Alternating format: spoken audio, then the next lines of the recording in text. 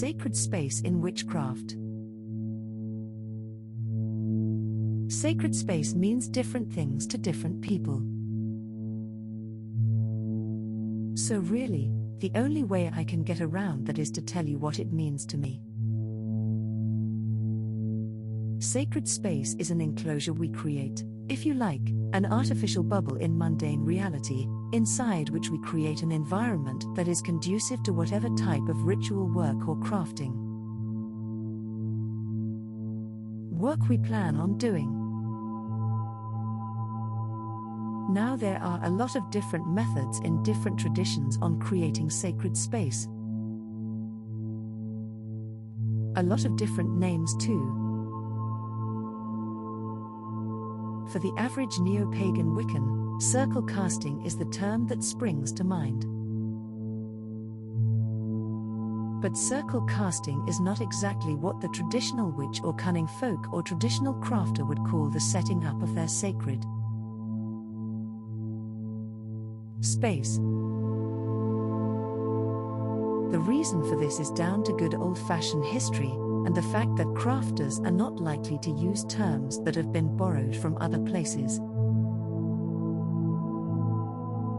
You see, circle casting is technically a ceremonial magic technique, and as Wicca borrowed quite a lot of its ritual structure from ceremonial magic, from the Golden Dawn, courtesy of Gerald Gardner and even more so Alex Sanders, who got even more ceremonial than Gerald did. So the circle casting that you have in most Wiccan covens is very ceremonial-oriented. It uses the classical elements or the watchtowers as they're often called. Even the phrase that is used when drawing the circle, in Gardnerian and Alexandrian circles at least, is taken straight out of the Key of Solomon. I conjure thee, O circle of power, that thou based a boundary between the world of men and the realms of the mighty ones, a guardian and protection that shall preserve and contain the power that I shall raise within thee. Wherefore do I bless thee in the names of the Lord and Lady? Or words to that effect.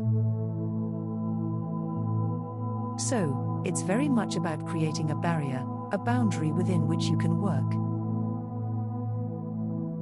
And perhaps the most significant difference from the point of view of a crafter between the ceremonial or Wiccan circle and the sacred space created by non-Wiccan methods is that in a Wiccan circle, in a ceremonial circle, the aim is to set up an environment. And then bring everything you need into that environment. So you call upon your deities and bring them into the circle with you, drawing down the moon, drawing down the sun, invoking, bringing things in. This is very much the modus operandi of the ceremonial magician. He stays put and everything comes to him or her.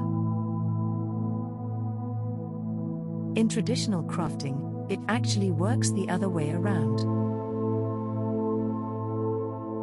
The space is warded, or set aside if you like. And then the crafter takes the space and themselves to wherever it is the entities or energies that they want to work with happen to be. So, there's a definite difference in feel, if nothing else. There's also a difference in names. Traditional crafters try to avoid saying casting circle unless they really have to, just because they want to emphasize the fact that it's different from what a Wiccan does.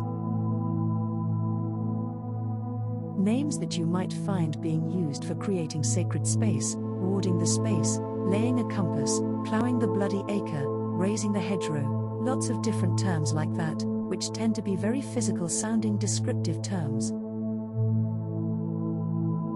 And each of them has a particular technique associated with it.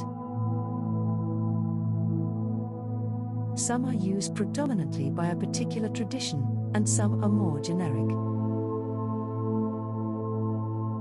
Warding the space is probably the most generic term.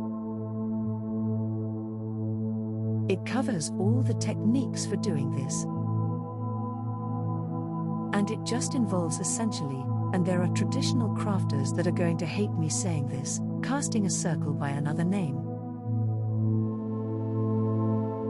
It is making the space in which you're standing something special, set aside from the mundane world. Laying a compass is a little bit more technical than just warding space, because what you're aiming to do is to set out the lie of the land, which is a very old-fashioned sort of phrase, but it involves basically setting out things that are specific to your tradition and establishing their relationship to each other within the space and placing yourself in the center or fulcrum point, so that you're able to bring about the changes that you want. And it takes a little bit of practice. Laying the compass is not something you can learn from a book. It's something you really have to either get a light bulb moment about, or have somebody who is skilled at it work you through it. Like most traditional crafting techniques, it's all very experiential. You have to actually learn it hands-on. So I'm not going to try to explain it in detail here, except basically what you're trying to do is you're trying to superimpose your tradition's map of the universe upon the land upon which you're working. Ploughing the bloody acre is more of an outdoor term. It often involves the traditional image of dragging your left leg or your right leg, usually left leg, as you work your way around the perimeter of the circle space to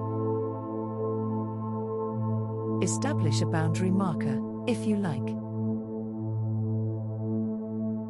And the bloody acre is the area that is covered by the river of blood. It's a nice technical term, as used in fairy faith as well as several other old crafting traditions, that it's basically the current of magic or crafting that the practitioner is part of, so you're talking about immersing yourself in the current, in the tradition itself. Ploughing is working the land quite literally, and making the two one and the same, because all traditions, all currents come out of the land in one form or another, because they're tied into the ancestors. So do we do this indoors or outdoors? As I was taught, if you can't work your magic stark naked in a concrete bunker, then you can't work magic, period. So ultimately it doesn't matter. But obviously sometimes you're going to be working indoors and sometimes you're going to be working outdoors. Does the technique change? Yes, it does, mainly because traditional crafters tend to see all of the land outdoors as sacred to a greater or lesser extent. So you don't really need to make the land sacred, it is already. So when working outdoors, you just basically set up your boundary markers and you do your work, and usually at the end of it, rather than taking it all down again, you just walk away from it, because you're not going to desanctify the land, any more than you're going to make it more sacred than it started out to be. Indoors is a different matter.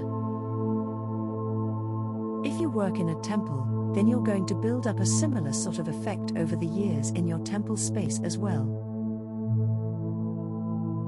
But if you have to use the living room or a corner of your bedroom, then you're basically going to put it up and take it down each time as completely as you can, so that you don't have any issues with using that space for mundane purposes at other times.